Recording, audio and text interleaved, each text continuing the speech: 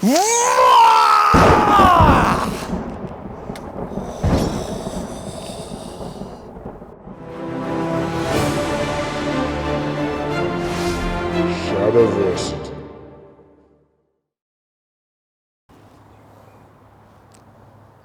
What are you wearing? You know it's not Halloween anymore.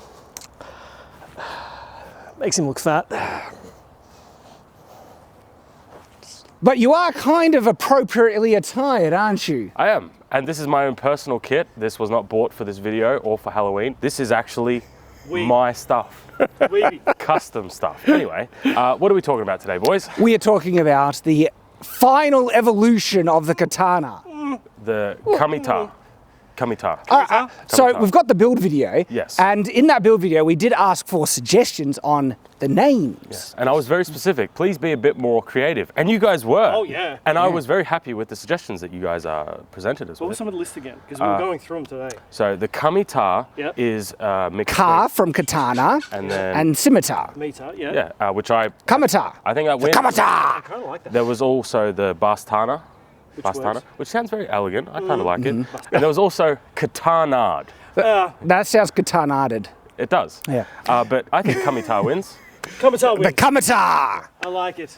Though I'd have to disagree that it's final evolution. It is good. I have to give credit where credit is due to Tyrant, but I mean, it's getting two swords from two different cultures and crossbreeding them and saying it's the final evolution of this one. Yeah. Why is it not the final evolution of the Eastern swords as well? Well, the longsword, like to turn, say, a longsword into like this, you're actually taking away some important elements and qualities of the longsword, like the secondary edge, okay? And so you are trading positive for positive. I think this is a good blade, right? And European swords already have single-edged swords. Like this. And when you take a look at these two swords, there are some interesting similarities between them, okay? There are important differences as well. It would be wrong to say that they are the same sword. The katana's blade geometry is very specific, and especially in terms of the angle and kind of direction of the bevel. And there's pros and cons between both. The falchion here is a bit thinner and a bit more flexible. It's made of spring steel. Though this one is also made out of spring steel. It's not a traditionally made katana here. Okay, but traditionally, even though it would be made out of spring steel, it would be only really spring on the edge. Well, traditionally, a lot of them weren't spring steel at all. They were differentially hardened and they weren't tempered in the right way because they have different grades. But so when we look at, say, a traditional katana, right, it has many really positive elements in terms of blade geometry. Now, these are technically O-katanas, and so that already addresses one of my pet peeves of standard katanas that are a bit short, okay? So these are already longer. And then there are some, look, the lack of crossguard has always been a bit of a pet peeve, like a counterbalance, okay? And that's why I talk about that this is the ultimate evolution of katana, because it's taking something that is got good elements and we're adding additional good elements to it. Okay, I can see that. I can see that. And something as well with this, the falchion, like it's such a mix of sword types and mix of sword descriptions. So to have the falchion compared to the final evolution kind of fits, because this doesn't really fit in any medieval category except for falchion, along with 73 other different types of blades. So what you see before us here is the first evolution of the katana, which was a more standard sized katana that Tyrant re-hilted with European fittings, and this is called the scimitar. And the only thing that I have against it is the length of blade. I also have something else against it. What's that? Which is the way it feels and the way originally we had a heavier pommel on this. Yes, and it felt better. And no, I would say it feels better with the lighter pommel. Oh, really? Funnily enough, but I still didn't like the weight. Okay, so then we have re-hilted an O-katana with a longer blade, and we have something pretty awesome. Yeah, have you held it? Do you want to tell us what you think? Sure. I don't know what I think. Like, it feels very light to move. Definitely still feels, no, that feels comfortable in one hand. Feels comfortable in two. I think we need to start moving this around. What do you I do. But first, Tyrant, what do you think? You re-hilted it? I am more happy with this blade than the other one. This one I actually put a little bit more effort in. And you're probably thinking, what, I didn't put effort in that one? I had like 2 days to do that one. So this one I had a little bit longer, so I was able to put a little bit more TLC. I'm much happier with the length of the blade, and this blade itself was actually a tried and tested blade that we've had for a while. We've cut wood with this. I cut the arrow in half with this one. Oh, okay. This one is the blade that we've used for a lot of things, and that's why we chose it, because we knew that it would be a good quality blade to rehilt. And in terms of the actual fit and finish of it, everything's nice. There's, this pommel here, I'm hoping it's okay. This one's welded on, so should be okay. We'll find out. Yeah, but yeah, it's a good blade, and I'm much happier this time than the first time around. Something that I'm wondering, right, is with the Katana, right, should it be worn blade up or blade down? Blade down. Blade down? Why is that? Nate? I'm just curious what you answer. Yeah, well, you gave my answer, and now you're asking me to explain it for you. This is the more traditional katana way. The tachi way usually actually is hanging lower on the belt. That is true. That is true. I would think that you would wear it blade down because it has a lot of Eastern style to it. But there is also some, I suppose... What's the most natural way in drawing? I draw this way. This is more natural for me. Whereas if you're drawing it blade up, it does take longer because it's a double action rather than a single. Because it's slightly longer, this way... Creates two actions. This way does put you into a guard kind of more directly, whereas if you're going this way, you have to... Whip it you out. have immediate coverage, but not strength in that coverage. So, blade down. First off, we would say that's traditional for a katana. A katana, right? yeah. However, something to mention with this one, for safety purposes, this blade rests right on that wood. And when you draw it, I know we don't like, traditional blah, blah, blah, but in this genuine case, there is a chance of actually cutting this saya in half. Maybe. Genuinely. Yeah. It rests right on It is pretty thin there, isn't yeah. it? Yeah. And this one is not a very well-fitting saya. It's very large, and this is a smaller blade. So for safety reasons, I would definitely say blade up. But if that wasn't an issue... But it is an issue. But if it wasn't, not every faltana, what are we calling this again? Kamita. Every kamita. You are correct. It's not every single blade, but more often than not, this is an issue. Like, for example, let's take this one. I haven't even checked it on this one, but this one also. It rests right on there. I think... So are we able to get that in? You would have to do some pretty excessive kind of contact to break it. I think I have the perfect way to have that, whether it be blade or blade down. Right. It's a cursed blade. It needs to be edged down.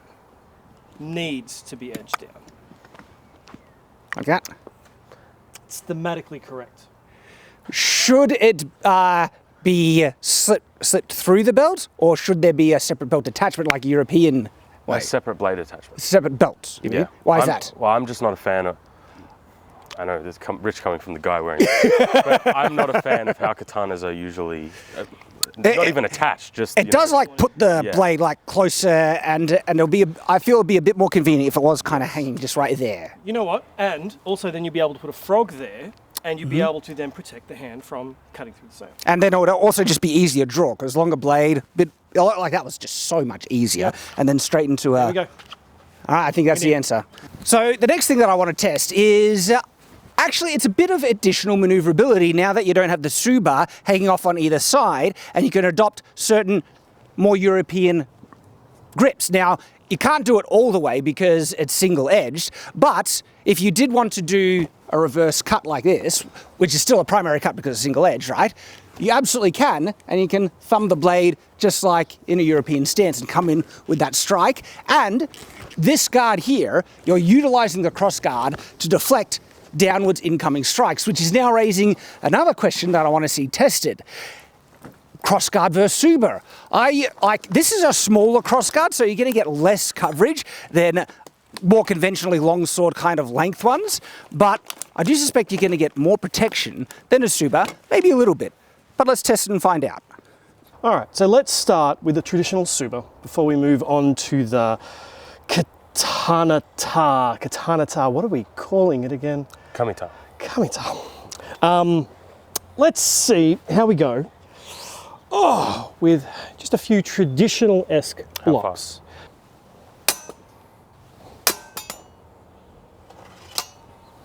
Again.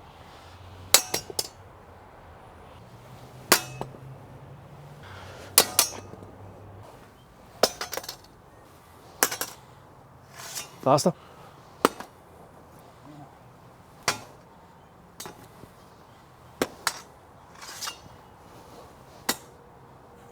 Okay, so this is actually really interesting because a regular crossguard, if it was coming out, it would actually still have caught on the crossguard and blocked it. But because it's just so much smaller, it slipped right in there. Now, the other thing that I noticed, there's lots of times when swords connect, there's bounce. And so if you hold this up, right, and it comes in, usually there's like a bounce, and then it can use, like I've been seeing it bounce over the Tsuba. Now that is to do with the fact that we're using a blunt sword. If they were both sharp, there is a higher chance they'll bite. Oh, it depends. It depends on angle and there's the force of contact. It absolutely does, but there is a higher chance it will bite. So it doesn't always bounce, but bounces are still going to happen on steel. There were some strikes where it did get caught on the Tsuba, so it's not doing nothing, okay? No. But now let's compare it to the Katana. Nobody can remember this name, but it is an amazing name. We are going to keep it. So you'll notice we're about to hold this backwards. And the reason being is we're yet to test the edge. We want to keep the edge in good tact.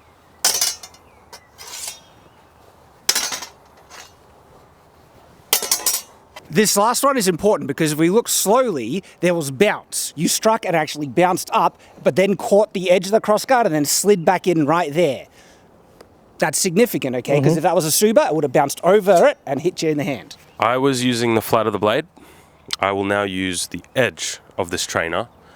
Just because, like, if somebody says if you're using the flat, that's why it's bouncing. I'll use the edge. Okay, and I'll continue using the spine because, like I said, we're keeping the blade intact. So you'll see that it bounced again, bounced out to about here, and then just pulled itself into the guard. It's acting exactly like it should.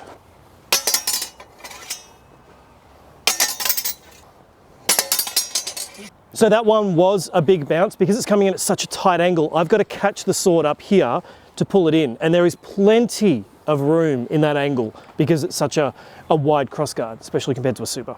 So the results don't surprise me. I've fought with both traditional style katanas, and I actually started out doing kendo using the shinais, which had Tsubas basically. And when I switched over to training with a longsword, I was legitimately shocked at how much even a small crossguard blocked more than a Tsuba. And just like positions like this, you can still adopt with this Katana. Katana! We'll remember it eventually, but seriously, just adding a simple crossguard like this to a katana increases its function and utility quite a lot. Now, like this guard position here, ready to thrust and come in for striking, right, is so much more protective and viable. And especially when you kind of present it forward, just by the angle, this crossguard is doing a lot of protection for you. So, a caveat to mention before people furiously comment is that obviously Tsubas are not used for blocking. To stop your hand from sliding onto the blade. Sure, there's nothing wrong with this. We're not saying that Tsubas are good at blocking. We're just saying adding something like a crossguard also just instantly makes the sword far more functional. And that's the main point here. We're not trying to say that there's anything wrong with Tsubas. Tsubas look pretty, but a crossguard is far more functional, which is why we call this the ultimate evolution of a katana. There's nothing wrong with them, but we just wanted to make it a little bit better. People are going to be mad because I said the word better.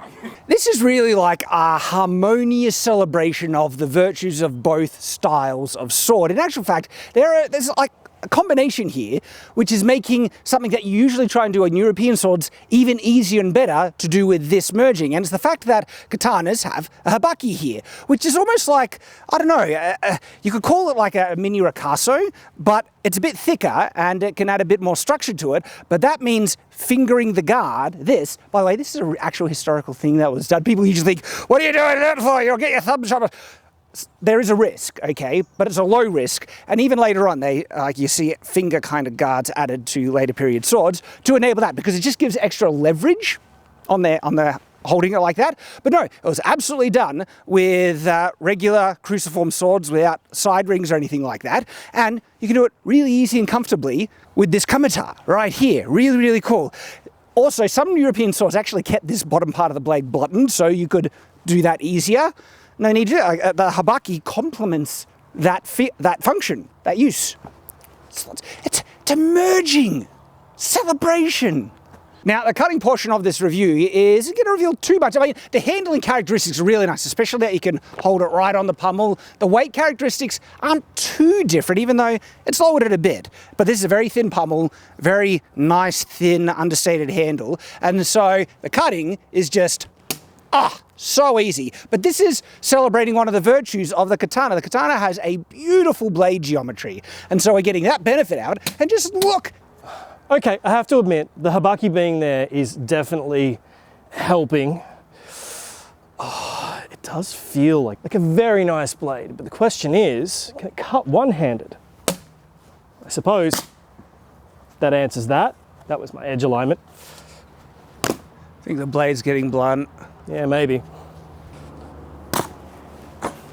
Regardless of how sharp it is, it's still doing a lot of damage in. I think it's the angle. Wait, leave that there. Leave that. I want to finish this one off because I've made this mistake as well. Is slapping sometimes doesn't get it. And sorry, could I have a go? I just want. So coming in at a sharper angle, like so. It's still ripped at it. Yeah, ripped. I think it is getting blunt. Maybe. So apparently this sword is blunt. I disagree with this. So let's see what happens when I cut this pool noodle. Let's just see how nice it cuts today, huh?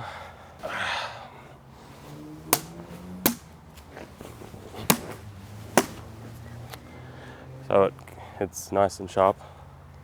Oh yeah. It's a little blunt. Even better. Come on, you still got a bit of a knob there. I like these swords. And on an aside, I have to mention, because there is a comparison people have been making to this project a lot, which is a famous style of sword from a beloved fantasy series. Not the TV show adaptation, which is trash. The book. Talk about Wheel of Time. Okay. And Wheel of Time has swords that are closely described as these. They're specifically crossguards, but the crossguard is supposed to be angled up a little bit. I actually also think like a classic two-handed falchion also matches the description and the setting a bit more, but I can absolutely see where people are getting the comparison from. Okay, so back to the swords. Yeah, I think we've achieved it, fellas. We have improved the katana. Katana. Mm-hmm, sure. Okay, yeah. I'm not a fan of this one still. I still am. I still like it. I'm not a fan of it. Just the general gist of it, I'm not. This one here, longer blade, more refined. It is more of, like I was literally going to say, the more refined part. Especially the crossguard is thinner along this kind of direction. It feels better in the hand. Like smoother kind of lines, and it's just more precision. It's a very nice sword, honestly. Well, as Tyron said, you got a little more time to build this one than this one. But I think we can't call it the final evolution. It's missing a few key components. A second edge. And I know katanas are meant to have one edge, but if you put two of them, like...